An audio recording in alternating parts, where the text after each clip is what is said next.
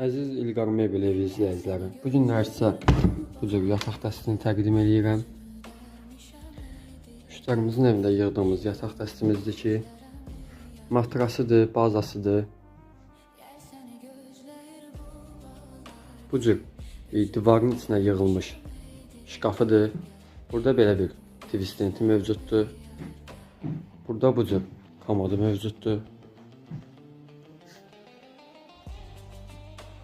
İki şüşəli dolabıdır. Yanlarında bu cür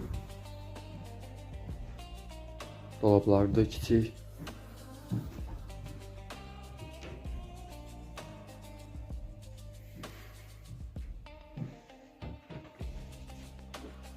Bu da dolabın içi.